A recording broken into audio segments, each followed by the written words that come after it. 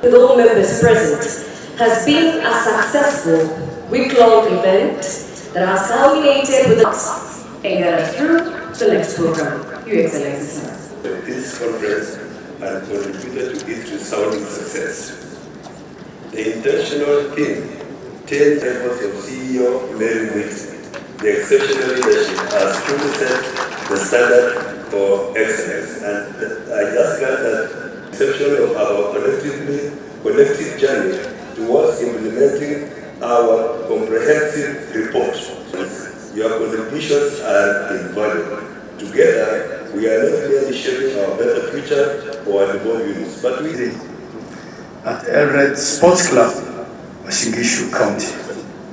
Preamble resolutions in line with the theme of 10 years of devolution, the present and the future, partners, private sector. 2. County government. Adoption and scaling up of creative solutions by providing a conducive environment and incubation centers through budgetary allocation.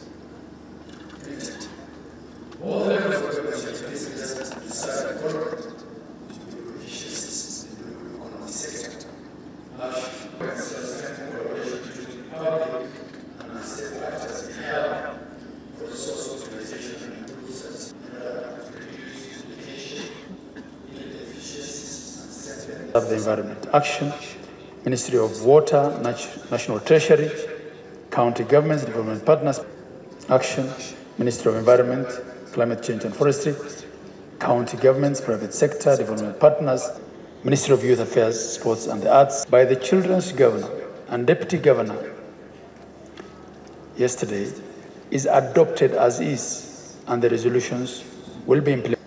Conference report. The implementation of the above resolutions. Honorable Philemon Sebulei, Chairperson. Next, I will invite on stage the Senator of Nyandarua County, Honorable John Matthew. The Majority Leader of the Senate, Senator Aaron Cheriot, and I wish to make the following. It sets us on the path of devolution will be a seminal chapter in the Kenyan history. In essence, there is Kenya before devolution and Kenya after devolution. The key issues which would require IPRA and the county government in setting minimum standards for it. You had promised us. To fellow governors, our esteemed senators, our worthy competitors, to be concluded, but what we can promise you is that we will be back bigger about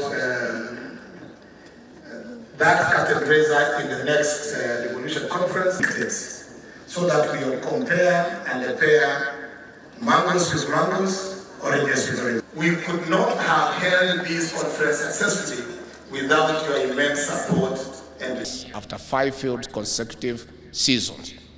It was out of collaboration between the national government and the county governments that no Kenyan died from hunger. As we expect a bumper harvest, counties were key in the last mile delivery of over 3 million bags of subsidized fertilizer to our farmers in at least 40 devolved units. Such partnership has been crucial in our own illicit brews and drug abuse. We have held forums between the county governments and the national government to deal with this menace. Besides public reforms in the coffee, tea, dairy, and other key subsectors. As President William Ruto said on Wednesday in this very conference, I would like to ask counties to work with us in the registration of farmers and in delivery of phase 2 of the subsidized fertilizer distribution to the farmer.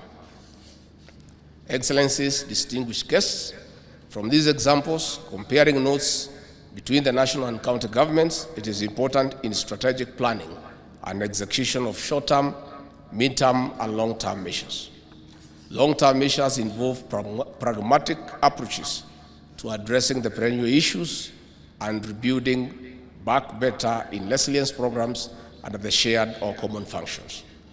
Last month, President William Ruto tasked me to represent him at the UN Food System Summit in Rome, Italy. A lesson to pick from the summit was the importance of pooling resources and investing in establishment of structured, self-sustaining food systems. In the face of the climate change threat, which knows no national and county government functions, combined actions and investments in climate-smart agriculture will enhance the national food security and protect better the environment. With the inclusion of food trees in the equation of planting 15 billion trees by the year 2032, we move closer to addressing the negative effect and impact of climate change. While this conference has also listened to the voices of the children, it is also a moment to decide on establishing a long-term framework on the school meal program, with counties having hired over 51,000 ECD teachers. Sustaining growth in enrollment and retention is key. The current school meal program has reduced dropping out of school by 56.5%, while milk alone has increased enrollment by over 50%. Under the self-sustaining food system, the school meal program is a potential economic opportunity in inter-county trade. Already, counties like our hosts, West in Gishu, are providing milk to children. This is a source of market for the dairy farmers.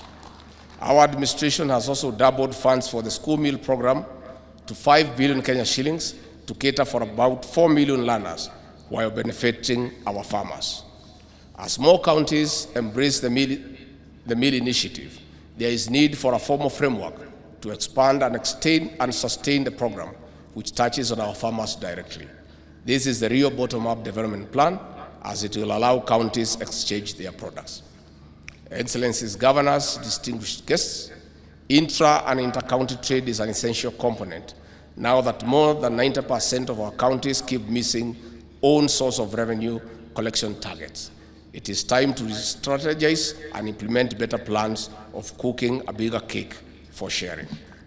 This is the ultimate answer to easing the revenue demands from the national government and reducing dependence. While we are empowering the counties to be economic powerhouses, we take note of the vulnerable groups of people amongst ourselves. They include orphans, the elderly, people living with disabilities, among others. They are at a risk of being left behind. The national government is rolling out another registration in September. We seek to partner with the counties in dignifying these special groups as conceived under the Inua Jamii program. We invite you to work with us in the registration process. On the other hand, the national government is working hard to securing our nation. As a result of our intervention, of telling our security teams that we are not in competition with the county government, a framework has been developed on how we can secure our people. I want to thank governors in the North Rift and Northern Kenya for agreeing to partner with the National Police Service in building houses for National Police Reserve and providing stipends as they work on dealing with insecurity and banditry.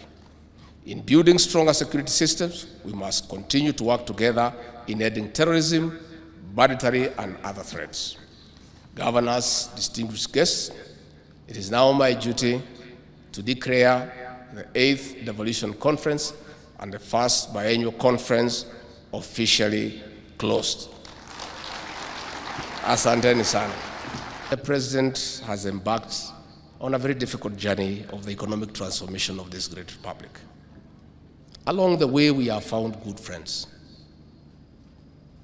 Ambassador Meg Whitman, in a record time, has increased the volume of trade between Kenya and the United States, that as I speak today, the United States of America is Kenya's largest trading partner in the world.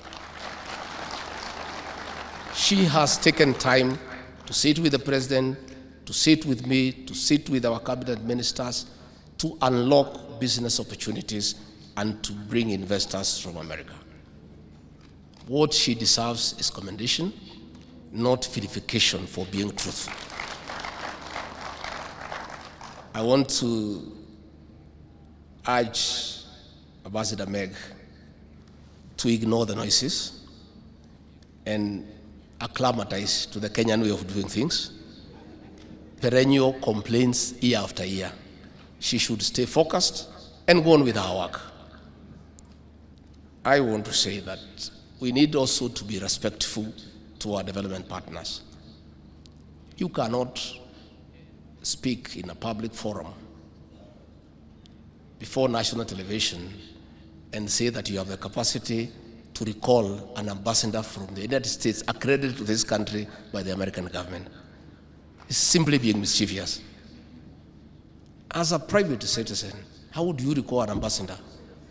You cannot even transfer an assistant chief in your locus application. You know, it's part of the denial syndrome.